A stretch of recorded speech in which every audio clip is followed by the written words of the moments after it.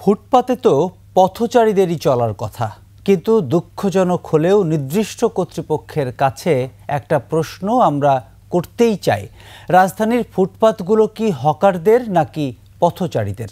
গুলিস্তান, পল্টন, মতিঝিল সহ আশপাশের এলাকার ফুটপাতগুলোতে নেই চলার পথ।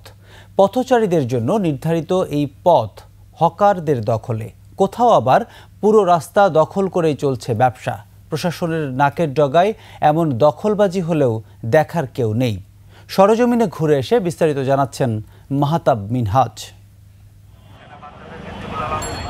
গোলাপ শাহ মাজার হয়ে বঙ্গবন্ধু স্কয়ার থেকে বাইতুল মোকাররম এবং কাপ্তান বাজার পর্যন্ত দুই পাশের ফুটপাত পুরোটাই হকারদের দখলে। কোথাও কোথাও মূল সড়কের 1/3 দখলে নিয়েছে তারা। মাত্র 5 মিনিটের পথ লাগছে আধা ঘন্টা। এতে চরম ভোগান্তিতে পড়ছে পথচারীরা। ফুটপাতের জন্য আপনার জ্যাম জট সেই সব কিছুই থাকে। আমাদের যে এখানে 10 মিনিট যাওয়ার কথা, এখানে আমরা 1 ঘন্টা যাইতে পারি না। মানুষজনের ভিড়, এটা একটা আসলে সমস্যা। সেজন্য এটা অবশ্যই পরিত্রাণ দরকার। কোটি মানুষের আস্থার ভালোবাসায় 11 বারের মতো দেশের 1 নম্বর refrigerator brand Walton. Gulistan 0 point থেকে গোলাপ শাহ মাজার যাওয়ার এই সড়কটি প্রায় 80 ফিট চওড়া, কিন্তু এখানকার যারা আছেন হকাররা, তারা এই সড়কটি প্রায় অর্ধেকের বেশি দখল করে নিয়েছেন। বিষয়টিকে অপরাধ হিসেবে মেনে নিলেও রাস্তা ছাড়তে নারাজ হকাররা।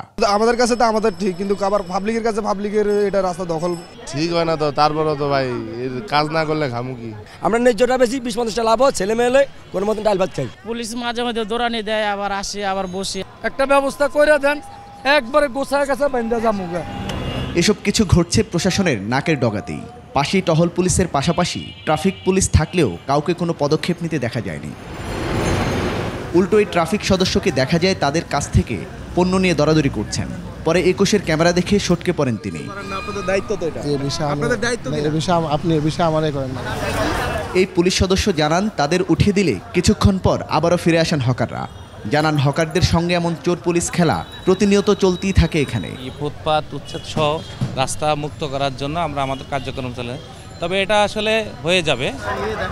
প্রতিনিয়ত অপরিকল্পিতভাবে বাড়তে থাকা এই হকারদের দৌরাত্ম্য থেকে মুক্তি চায় নগরবাসী। মাহতাব মিনহাজ, 21 টেলিভিশন, ঢাকা।